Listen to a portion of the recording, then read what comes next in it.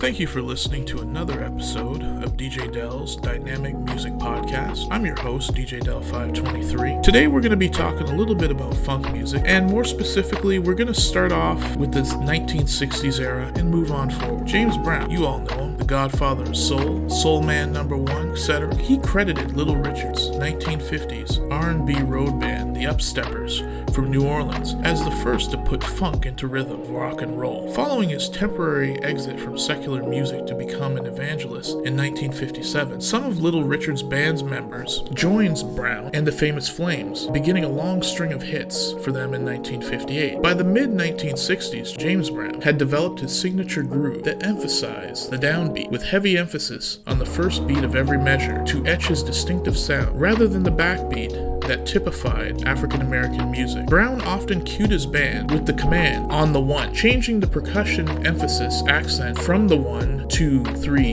4 backbeat of the traditional soul music to 1, 2, 3, 4 downbeat, but with an even note syncopated guitar rhythm on quarter note and a 2 to 4, featuring a hard-driving, repetitive brassy swing. Starting with his 1964 hit single, Out of Sight, and his 1965 hits, Papa's Got a Brand New Bag, and I've Got You, I Feel Good. Brown's style of funk was based on interlocking, contrapuntal parts, syncopated bass lines, 16th beat drum patterns, syncopated guitar riffs. The main guitar for Ain't It Funky is an example of Brown's refinement of the New Orleans funk, an irresistible, danceable riff stripped down to its lyrical essence. On Ain't It Funky, the tonal structures is bare bones. Brown's innovations led him and his band to become the seminal funk act. They also pushed the funk music style further to the forefront with the releases of Cold Sweat, Mother Popcorn, Get Up, and Sex Machine, discording even 12-bar blues featured in his earlier music. Instead, Brown's music was overlaid with catchy, anthemic rhythms, vocals, based on extensive vamps, in which he used his voice as a percussion instrument with frequent rhythmic grunts and with rhythm section patterns resembling West African polyrhythms, a tradition evident in African American work, songs, and chants. Throughout his career, Brown's frenzied vocals, frequently punctuated with screams and grunts, channeled the ecstatic ambience of the black church in secular context. After 1965, Brown's bandleader and arranger, Alfred Pee Wee Ellis credits Clyde Stubblefield's adoption of New Orleans drumming techniques as the basis of modern funk. If in studio you could play it funk, it can imply to almost anything. But if you give me a New Orleans beat, you got exactly what you wanted. And Clyde Stubblefield was just the epitome of this funky drumming. Stewart states that popular feel was passed along from New Orleans through James Brown's music to the popular music of the 1970s. Concerning the various funk motifs, Stewart states that this model is different from the timelines such as clave and tresillo, in that it is not an exact pattern, but more of loose organizing principles. In a 1990 interview, Brown offered his reason for switching the rhythm of his music. I changed from an upbeat to the downbeat. Simple as that, really. According to Maceo Parker, Brown's former saxophonist, playing on the downbeat was at first hard for him and took some getting used to. Reflecting back to his early days with Brown's band, Parker reported that he had difficulty playing on the one during solo performances since he was used to hearing and playing with the accent on the second beat. So there you have it. Just to put my spin on it as well, it was really what you could call anthem music at the time. I mean, when you look back at funk music, a lot of it by today's standards would be stuff that you could say, well, you know what, there may not have been deep lyrics in it. However, what you did have is you had something that really emphasized the downbeat, and it really emphasized dancing, and it really brought a lot of grit. And I think that was the one thing that separated it from other music of the time period, was it really had a lot of grit. And when you compare that to fusion jazz, which kind of incorporated elements of that, you could see where the transition of music was really taking place, especially within the African American community. And you can see reflections of that now, whether you look at hip hop or you look at rap, R&B, it's all been a constant evolution. And James Brown, along with Parliament Funkadelic, Kool and the Gang, and others, have been heavily sampled over the years, and their influence can still be felt to this day. And I'll tell you right now, if you're a fan,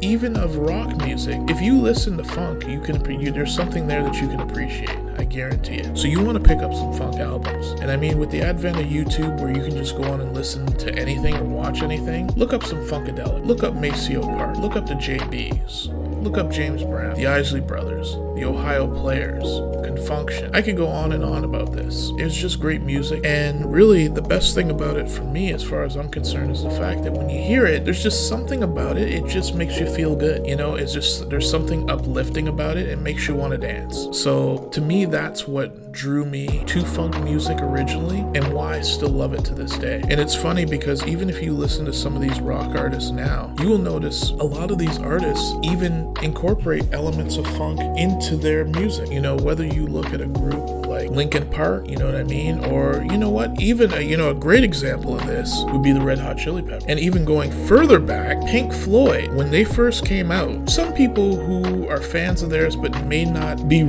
familiar with anything, before the wall, when they first came out, they had some psychedelic funk sound, and they appreciated that sound as well. So you can find that. I mean, even Led Zeppelin dabbled around with it a bit in some of their early albums as well. So it's just something that's out there. It's great music, and I just figured that, I'd talk about it a little bit today. We're going to end things right now, but we're going to definitely keep going with this because I'm having fun with this. And what we're going to do is every week we're going to do a little bit of a history lesson, if you will, whether it be on a different artist or it being on a musical style. And then I'm going to give you my take on it as well. And I hope that you enjoy these episodes and keep on listening and listen to Dean's stuff as well, because he's got some good stuff as well. And we're going to still be doing our joint efforts as well. So you're going to want to stay tuned for that. Anyway, until next time, I'm DJ Dell 523, and this is my Dynamic Music Podcast. And just remember one other thing too, that although it's called the Dynamic Music Podcast, I will be talking about other things other than music too, although music is going to be my primary thing, but I will mix it up as well. So I thank you for listening. I think we're about 3 or 4 episodes in right now, but we're going to keep them coming. So just keep looking back at the website. You're going to find new stuff there. Between Dean and myself, we're going to be pumping stuff up. So you want to take a listen. Anyway, I'm done for now, but until next week, I am DJ Dell 523 saying goodnight, and thank you for listening.